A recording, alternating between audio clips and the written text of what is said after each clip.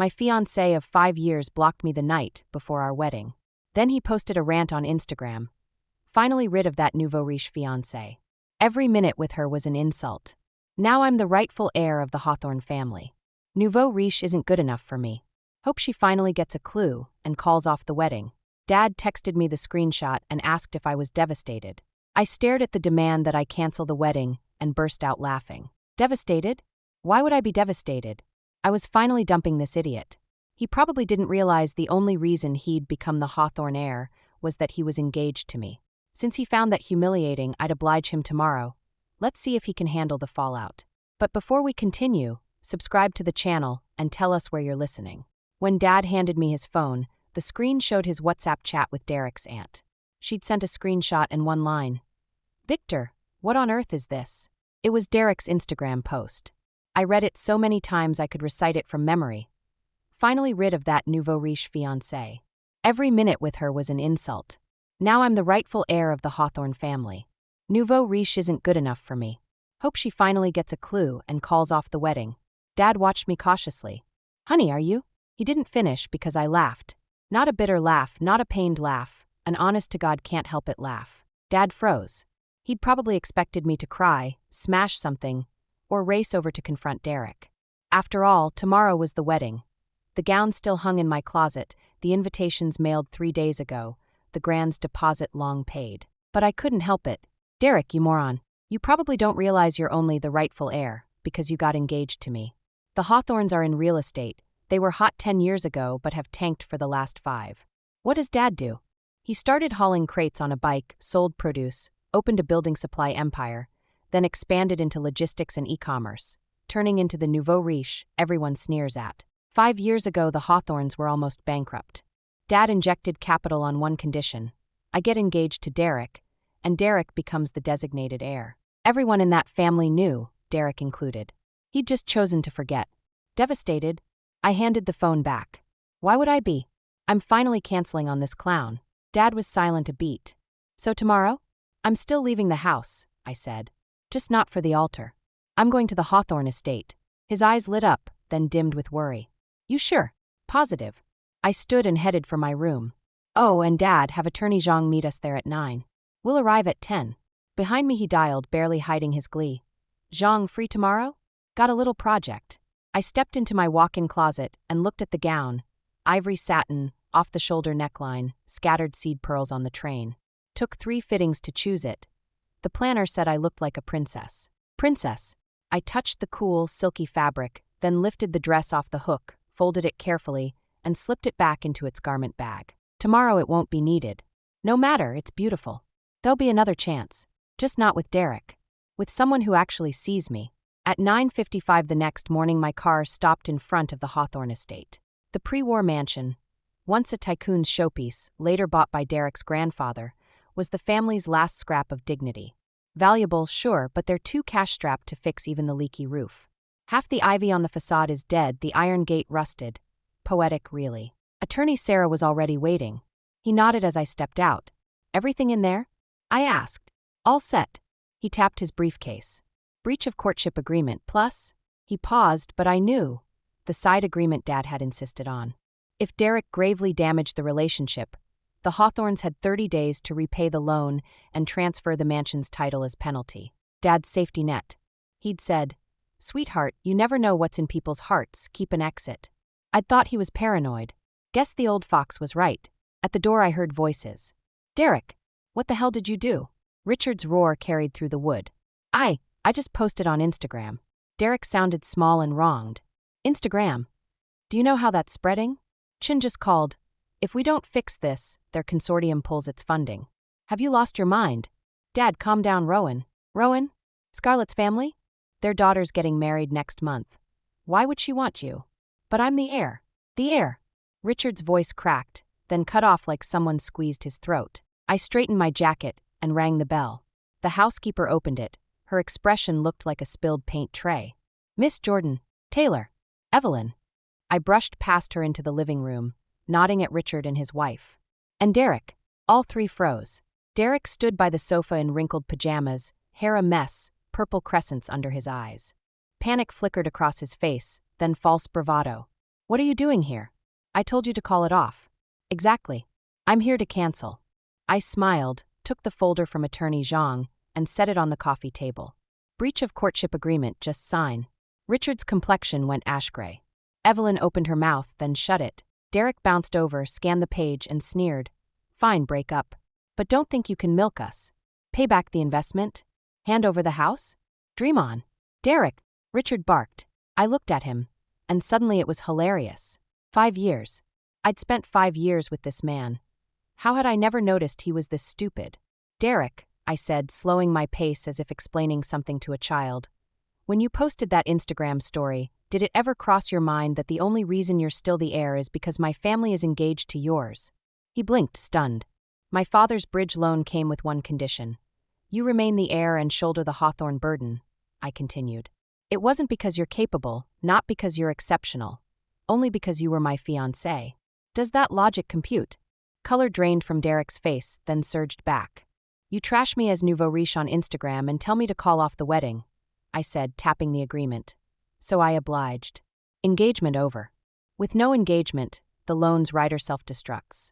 Under the addendum, you have 30 days to repay principal, and the Hawthorne estate title reverts to us. Any questions? Impossible. Derek's voice cracked. That's our ancestral home. Why should you get it?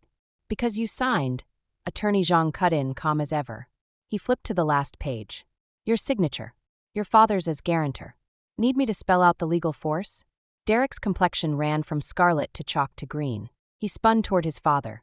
Dad, what is this? Why didn't you warn me? Richard ignored him, eyes on me, voice gravelly. Jamie, could we? Taylor. I broke in. No offense, but I knew your numbers 5 years ago. Dad pumped in that money for one reason. My happiness. I liked Derek, so he bailed you out. Now Derek finds me embarrassing and wants out. Am I supposed to beg? Richard's lips moved. Nothing came out. Evelyn dabbed her eyes. Jamie, Derek just had a moment. I made him delete the post. Don't take it to heart.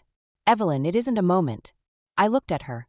If he truly thought I wasn't good enough and told me to my face, I'd call that courage. Instead, he hides behind a screen, telling me to know my place. That's not my bruised ego. You own the fallout. She cried harder. Derek stood like a post, his face a palette of rage, bewilderment, and dread, almost comical. I turned back to Richard. Taylor, read the papers at your leisure. Sign within 3 days or we go to court, same outcome. Oh, I remembered. Tomorrow's wedding is off. I'll cancel the grand. Send a group text so your guests don't drive out for nothing. I walked out. At the door, Derek shrieked. Scarlett, you planned this, didn't you? You came to watch me crash. I paused and glanced back. He stood in the middle of the room, face flushed, eyes glassy, pitiful and pathetic. Derek, I said, when you hit share, did you picture me reading it?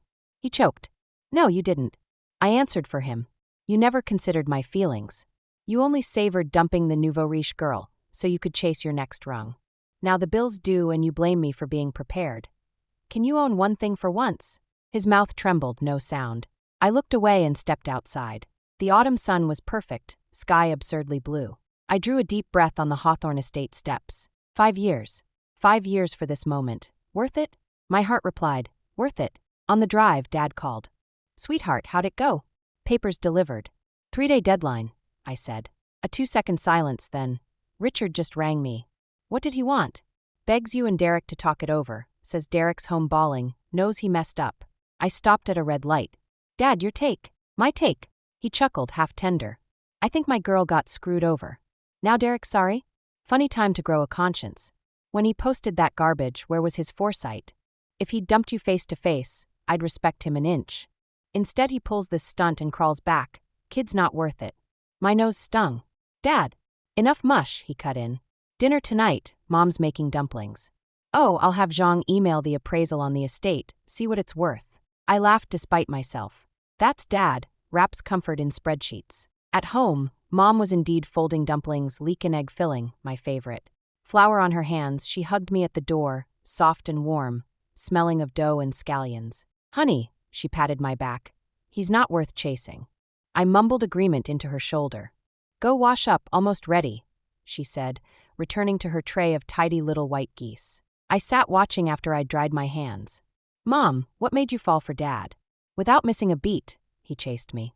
Fresh off the farm, peddling produce from a tricycle, he'd leave free scallions on Grandma's steps. She finally said, "Solid guy, pick him. You weren't put off by the nouveau riche thing?" She glanced up. "Your father earned every cent. What's shameful in that?" Snobs sneer because they're jealous.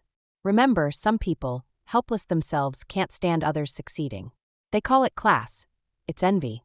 Saw that flaw in Derek long ago. Don't you dwell on it.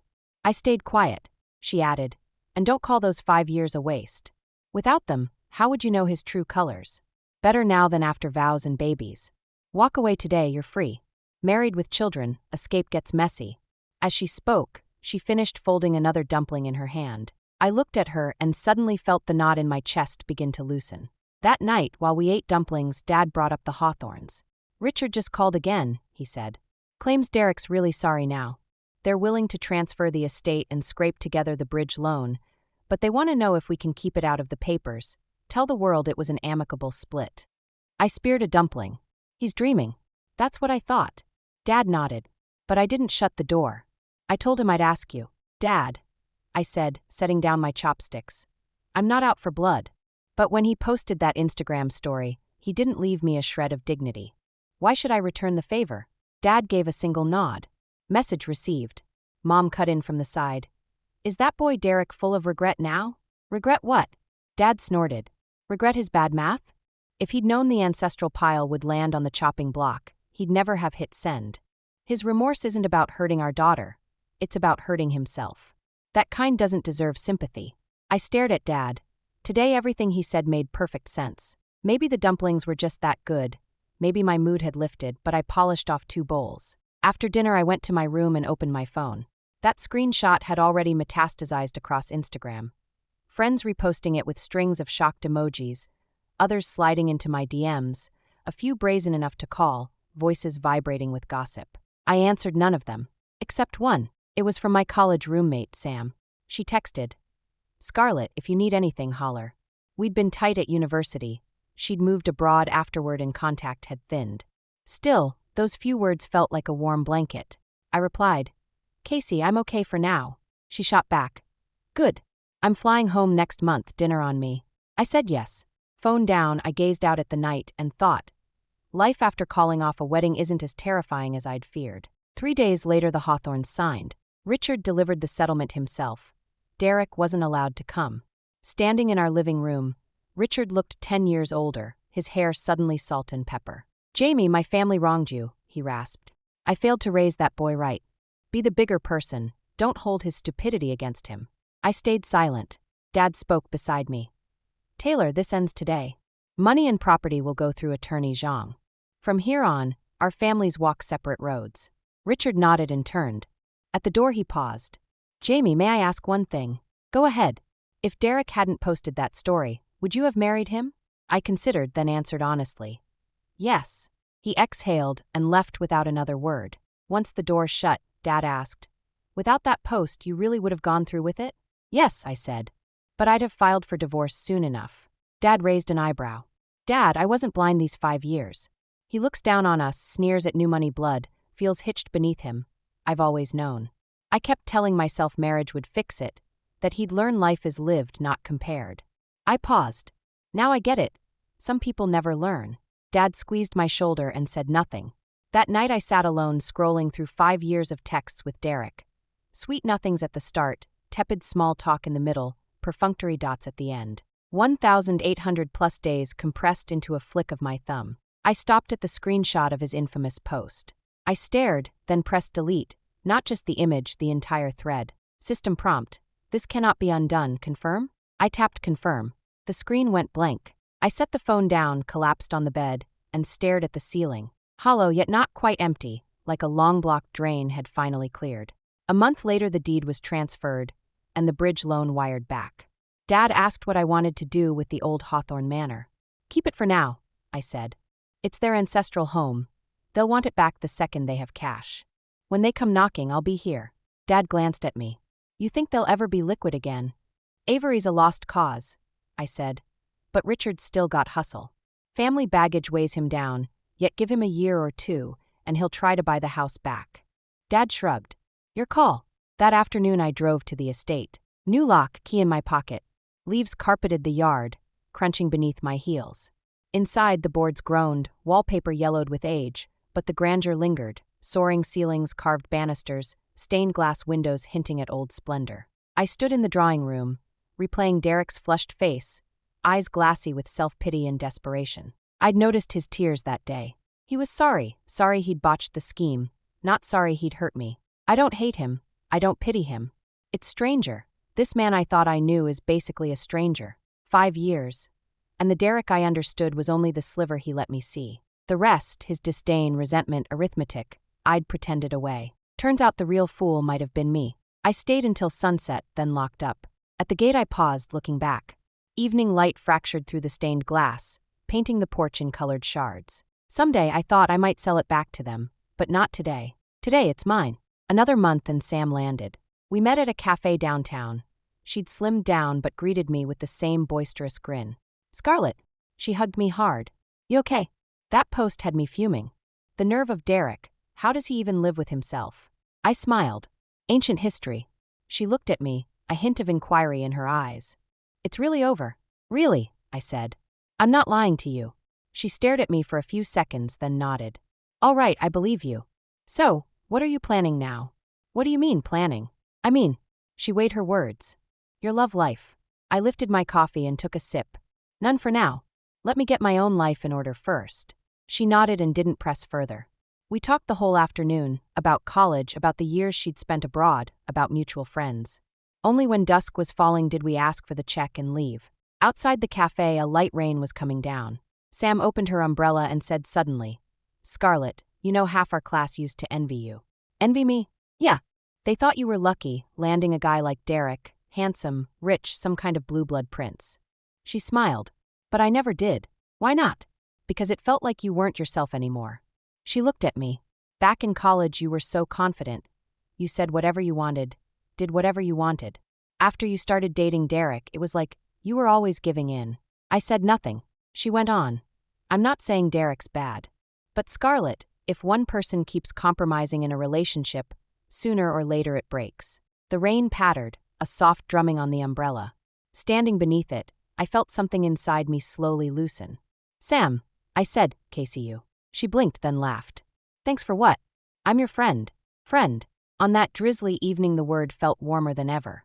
Days slipped by. I threw myself back into work, reconnected with friends I'd neglected while dating, and started practicing the piano I'd abandoned years earlier. On weekends I went grocery shopping with Mom. She haggled over every head of lettuce while I carried the bags and listened to her chat with the vendors. This is my daughter, she'd announce. Still single. If you know anyone suitable, send them our way. I'd roll my eyes. Mom, what? Am I wrong? The vegetable seller would grin, flashing a mouthful of white teeth. Your girl's a beauty. Got a photo. My nephew works at the bank. Before I knew it, I'd added WhatsApp contacts, phone numbers, every possible connection. Walking home, Mom beamed. See? Resources. I eyed her helplessly. You're that eager to marry me off. What's the rush? She retorted. I just want you to meet people. If one clicks, great. If not, we're not losing anything.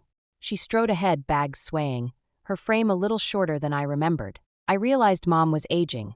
Silver threads at her temples, fine lines at her eyes, the slight stoop in her walk.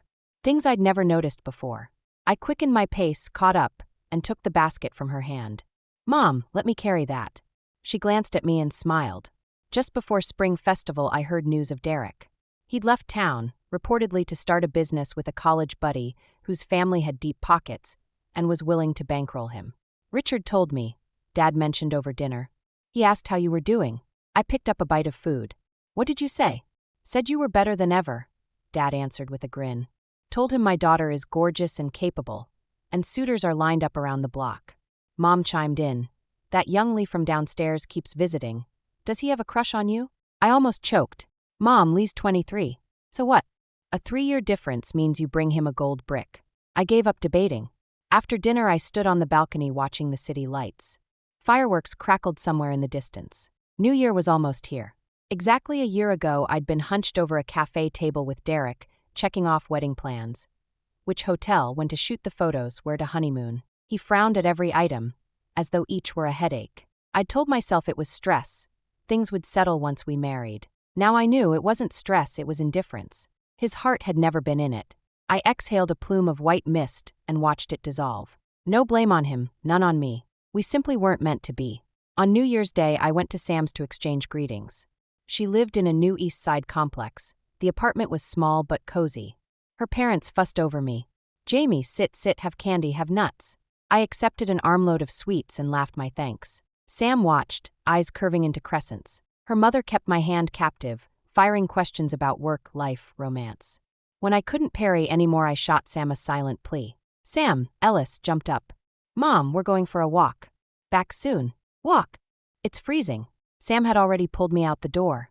The complex was quiet. Sporadic kids set off firecrackers. Sam linked her arm through mine and strolled. "Sorry about Mom." "Don't mind her." "I don't," I said. "It's festive." Sam chuckled. "Your mindset has really changed." "Has it?" "Yeah. The old you would have been annoyed. You'd have found it tiresome." I thought about it, she was right. Back when I was with Derek, I was constantly tense, terrified that one wrong word or gesture would confirm to him or his family that I was just some nouveau riche girl. Now I didn't need to please anyone. I belonged to myself. "Sam," I said, "Casey, you." "Again?" "For what?" "For what you said that day." "What day?" "The day you told me I wasn't myself anymore." Sam was silent a moment, then said softly, "Scarlett," saying that was a gamble. "I was afraid you'd get upset." "I didn't. It made me think. And I realized you were right. When I was with Derek, I was constantly yielding, tolerating, pretending not to care. I thought if I gave enough, I'd earn his heart. But I paused. Hearts aren't won by giving in." Sam said nothing. She only squeezed my hand. We kept walking. Firecrackers crackled nonstop, the smell of gunpowder drifting through the air. "Scarlett," Sam said suddenly, "you're going to meet someone better." I smiled. "I think so too." In the spring, I received a letter. It was from Derek, handwritten, mailed to my office. It wasn't long. The gist was an apology. He said he'd been impulsive, childish, and had hurt me. Only later did he realize how completely wrong he'd been. He said he didn't deserve me, and hoped I would find someone who truly treasured me. At the end he wrote, "The Hawthorne estate is the life's work of generations of my family. My father said that if you're willing to sell, we'll find a way to buy it back. If you're not, that's understandable. We have no right to ask for anything." I finished the letter and was silent for a long time. Then I folded it, put it in a drawer, and never wrote back or called. There was no need. One Saturday in May, I went to a gallery opening.